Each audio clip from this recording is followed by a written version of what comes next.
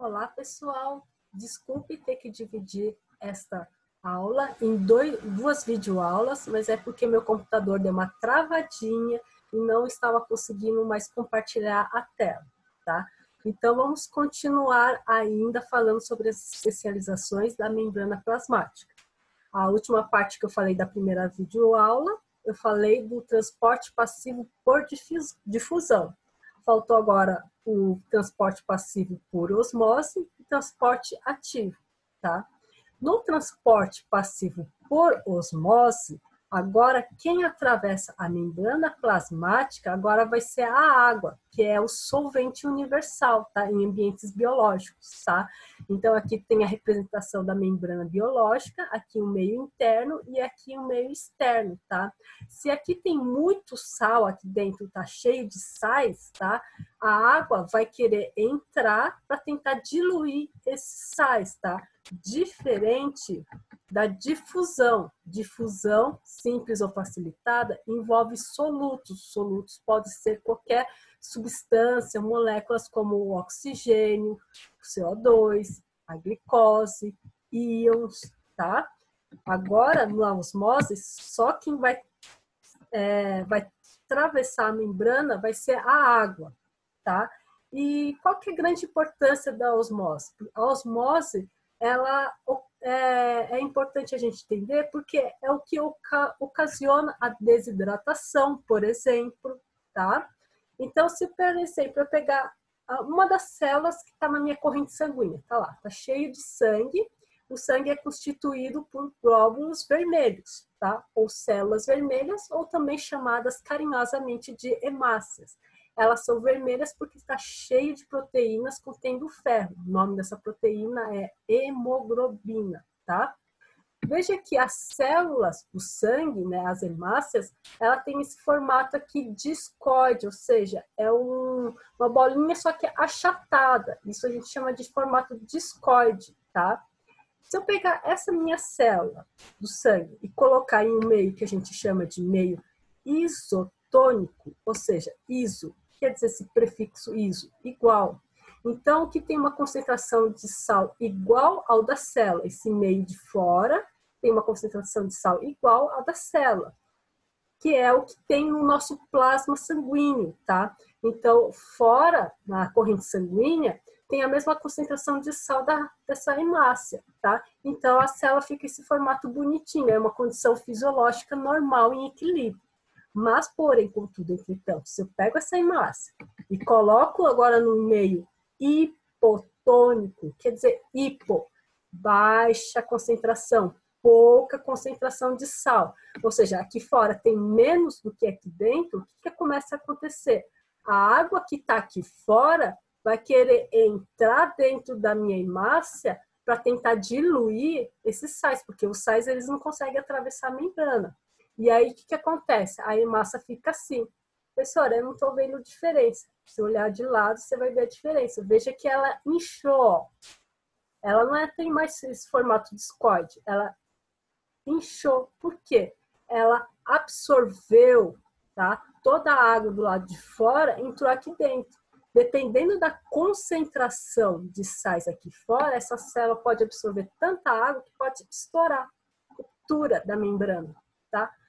E se eu fizer o contrário, pegar essa hemácia bonitinha e colocar agora no meio hipertônico, quer dizer, hiper, alta concentração de sal, tá? Bastante sal, que é mais ou menos o que ocorre quando você fica muito tempo boiando na água do mar, tá? Então, você sente até a mão ficar enrugada, né? Fica esquisito a textura. Por quê? Porque as células acabam perdendo a água, tá? A água para o meio. E aí a célula acaba ficando assim, ó. Deforma. Por quê? Ela perde a água para o meio, tá? O meio externo. Esse meio externo está cheio de sal. Então, a água sai dessa célula, vai para o meio externo, achando que vai diluir essa concentração de sal do lado de fora, tá? Por isso que ela fica murchinha, tá? Também acontece isso quando você pega aquele pratão de salada, assim, bem bonito, cheio de alface, rúcula, escalote, que vocês adoram. e coloca bastante sal, dá 2 minutinhos, o que acontece? Murcha. Por que murcha? Porque as células dos vegetais, das folhas ali, acabam perdendo a água para o meio, tá? A gente tem uma imagem aqui de microscopia, tá? De um pedaço de cebola roxa. Então, a gente está vendo aqui várias células de cebola roxa. Veja o pigmento roxinho, tá? Está bem distribuído. Isso daqui em um meio isotônico, ou seja, concentrações iguais de sal, fora e dentro da célula. Porém, se você pega um pedacinho dessa cebola roxa e coloca agora no meio hipertônico, ou seja, cheio de sal, você taca sal nela, o que acontece? Toda a água que estava dentro da célula acaba saindo. E veja que elas se tornaram pequenininha, mas ainda ficou a parede celular, que a parede celular da célula vegetal é bastante rígida, então mantém ainda aquele formatinho, mas a célula mesmo ficou isso daqui, ó. E veja que até o pigmento ficou mais concentrado, mais escuro, porque quem diluía o pigmento dentro da célula era quem? A água, tá? Só que como você colocou muito sal do lado de fora, acabou perdendo essa água, tá? E só para finalizar essa aula, vamos ver o transporte ativo. Eu falei que o transporte ativo, ela é contra o gradiente de concentração. Se eu pegar uma célula animal, por exemplo, aqui, ó, representada aqui o núcleo dela e a membrana plasmática, a gente vai ver que a concentração de potássio, representado por K+, é em torno de 145 milimolar. Isso daqui é uma unidade de concentração. Vocês vão ver um pouquinho mais em química mais para frente, tá? Isso dentro da célula. Porém, do lado de fora, existe apenas 5 milimolar de potássio do lado de fora. Isso em condições normais, fisiológicas, tá? Em estado de equilíbrio. Porém, os íons sódios ocorre o contrário. Tem pouco sódio dentro da célula, mas bastante do lado de fora.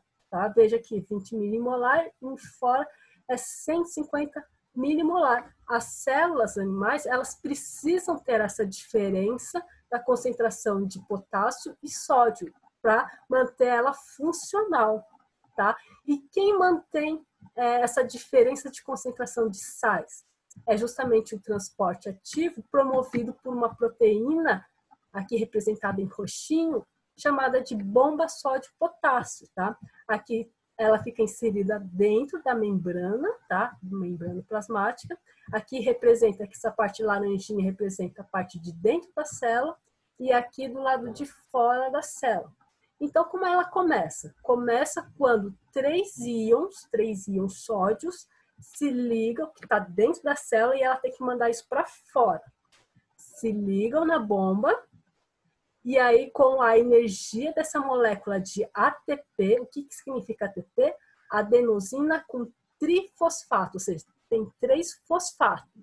Ela vai pegar um desses fosfatos e doar aqui, ó, para a bomba, tá? Vai encaixar esse fosfato aqui. Quando ela faz isso, ela está dando energia. E aí ela consegue mover esses sódios, esses três íons sódios, para a superfície do lado de fora. Só que esse sódio só desliga quando 2 íons do lado de fora se ligam aqui nessa cavidade aqui, ó, nesses buraquinhos. Quando o potássio liga aqui, aí ela solta os 3 sódios. Aí, esses potássio, a célula quer potássio, ela gosta muito de potássio, então ela põe esses 2 potássios para dentro. Quando põe para dentro, esse fosfato se liga. Então, essa bomba de sódio e potássio, ela volta para o seu estado inicial. E ela pode fazer esse ciclo de novo. Então, pega mais 3 sódios dentro da célula e joga para fora. Aí, pega 2 potássios e põe para dentro. Pega sódio para fora. Pega potássio e põe para dentro. Tá? E isso precisa, por quê? Porque tem muito sódio do lado de fora que acaba tendo um escape, acaba entrando de alguma forma, esse um pouco de sódio do lado de fora acaba entrando. E o potássio, como está muito concentrado dentro, acaba tendo uma perda de vez em quando, à medida que vai fazendo as reações, o metabolismo da célula. É normal, isso ocorre. Tá? tem uma animaçãozinha aqui no que eu quero mostrar para vocês, rapidinho, mostrando justamente essa bomba de sódio e potássio. Eu vou deixar também o link disponível aqui nos slides, aí vocês podem estar acessando para ver. Se ficou alguma dúvida, vocês podem facilmente acessar, tá? E ver. Veja aqui, ó, está representando, então, o funcionamento de uma bomba de sódio e potássio. Aqui do lado de dentro da célula, a membrana plasmática, tá? A bomba aqui, e do lado de fora da célula. Então, começa quando 3 íons sódios se ligam nessa bomba. Aí, ó, os 3 íons sódio. Aí vem o ATP. O ATP, ele doa um dos grupos fosfato e isso fornece energia suficiente para mover esse complexo proteico. E ele acaba liberando, então, os sódios e fazendo com que 2 potássios entrem. E aí a célula quer os potássios. Então, esses potássios são, então, liberados para dentro da célula. Tá? É mais ou menos assim que funciona a bomba de sódio e potássio. Deixa eu voltar aqui para os slides. Basicamente, é isso, gente. O transporte ativo, então, o exemplo clássico de transporte ativo que geralmente é cobrado em vestibulares é justamente essa bomba de sódio e potássio, tá? Se ficou alguma dúvida, vocês podem entrar em contato comigo por e-mail, tá? Espero que tenham gostado da aula. Até a próxima!